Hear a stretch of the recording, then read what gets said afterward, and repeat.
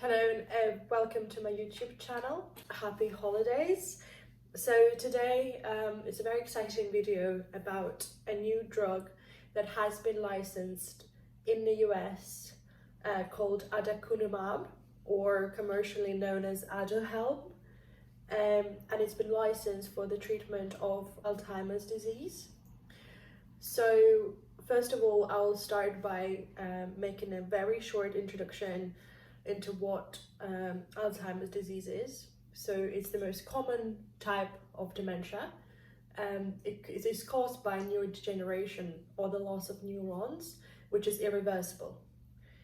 And one of the main pathological hallmarks of Alzheimer's disease is the accumulation of amyloid plaques, which are accumulating outside of neurons.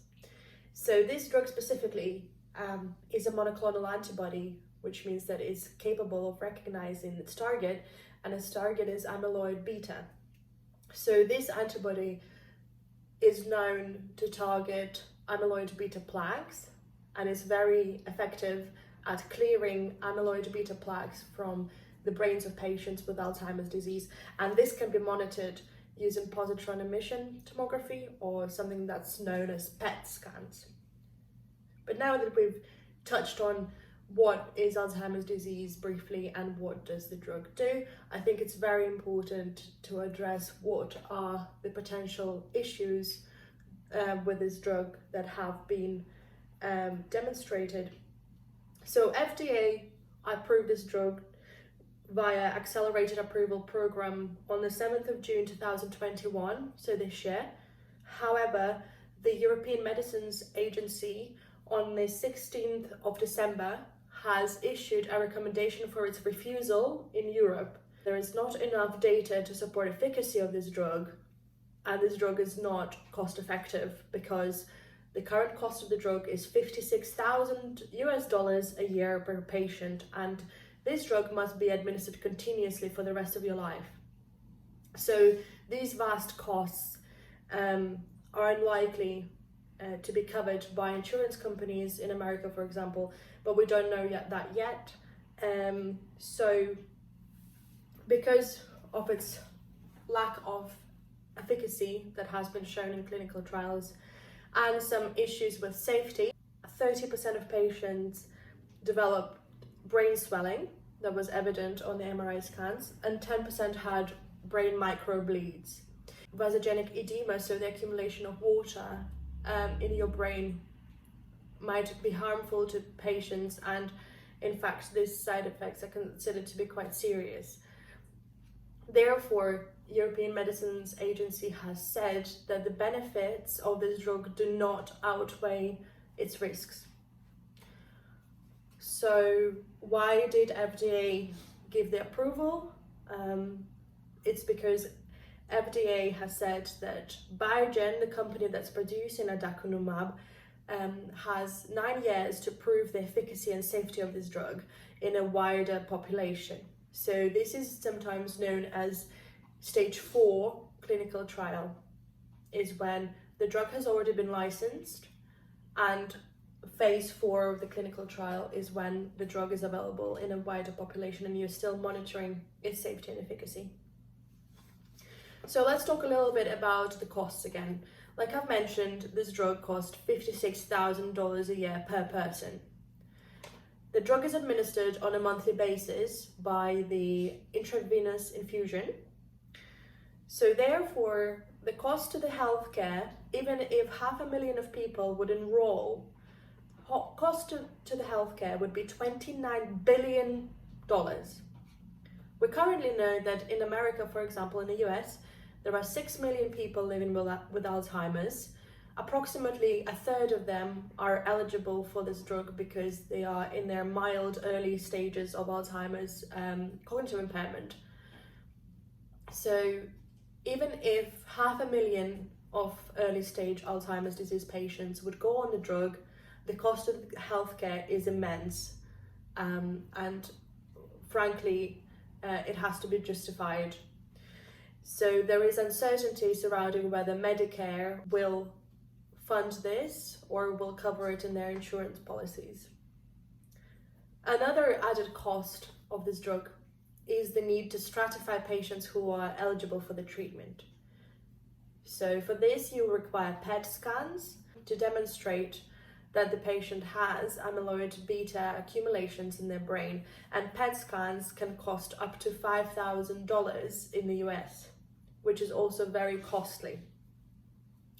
Moreover, you would require continuous MRI scans and a team of radiologists who are trained in interpreting those scans to control for any potential harmful side effects, such as vasogenic edema that I've touched on and any microbleeds. What has happened in the UK following EMA recommended refusal was that National Institute for Health and Care Excellence, known as NICE, has suspended its appraisal into the drug. So at the moment, the appraisal is suspended, which means that they're no longer looking into cost effectiveness of this drug. Now let's talk about the biological aspects and amyloid beta in more detail. So what is amyloid beta? Amyloid beta is a very short peptide. When it misfolds, it can cause aggregations of proteins, cause those plaques. But there is no consensus in Alzheimer's disease field whether amyloid beta is relevant in the early stages of Alzheimer's disease. There is also no consensus whether amyloid beta is the toxic agent and what form of amyloid beta specifically can cause neurotoxicity. So some people might think that oligomeric amyloid beta can cause disruptions in synaptic activity, and some people think that it's the insoluble aggregates that are causing harm. However, there are two other key players in Alzheimer's disease neuropathology. One of them is called tau protein, and tau protein forms those neurofibrillary tangles inside axons. And moreover, there's been a meta-study recently published in BMJ, which looked at 14 different trials that used 4 monoclonal antibodies that target amyloid beta, and they found no effects on cognitive function in AD, or those effects were negligible. The third component in disease pathology in Alzheimer's is microglial activity.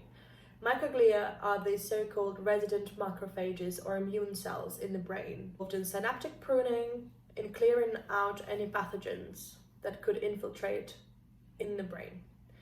But we do know that in multiple neurodegenerative conditions, such as Alzheimer's, for example, there are abnormal microglia that phagocytose synapses and even neurons. But we still do not know whether microglia are a friend or a foe, whether they could be beneficial at early stages and detrimental upon chronic, ongoing neuroinflammation. So there is still a lot of open unanswered questions in disease pathology. So amyloid beta targeting agents aren't going to be enough to target all the hallmarks of Alzheimer's disease, and it's not going to be a magic bullet. Those were the words of John Hardy, who actually established the amyloid beta hypothesis in AD in 1992. Another issue with Aducanumab is the fact that the phase 3 clinical trial was split into 2 identical sister trials. One of them was called Engage, the second one was called Emerge. And although they were identical, one of them showed negative results and the other one showed positive results. And post hoc analysis was the analysis that revealed any statistically significant differences in cognitive function. But you must bear in mind that statistical significance doesn't necessarily mean clinical significance. So even though in one of the sister trials, Aducanumab showed 1.4 point change out of 85 points in AD assessment scale, cognitive subscale 13. It's just a scale that is used to clinically quantify the symptoms.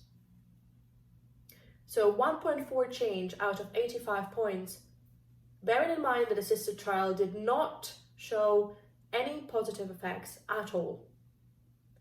Is 1.4 change in 18 months time clinically relevant?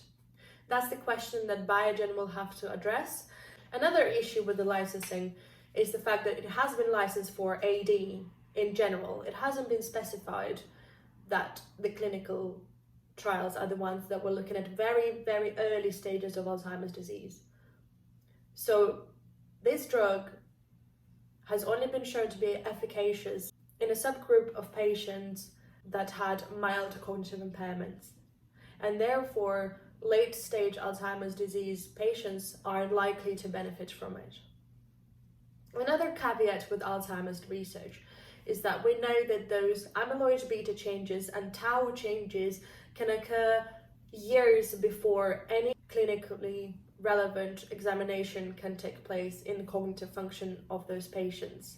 Therefore, it makes it extremely challenging to perform any new clinical trials on novel pharmaceutical agents. Although EMA, European Medicine Agency, has acknowledged that aducanumab is very effective at clearing amyloid beta plaques from the brain, as evident from the PET scans of patients, whether that translates into clinical benefit for those patients still remains largely unknown.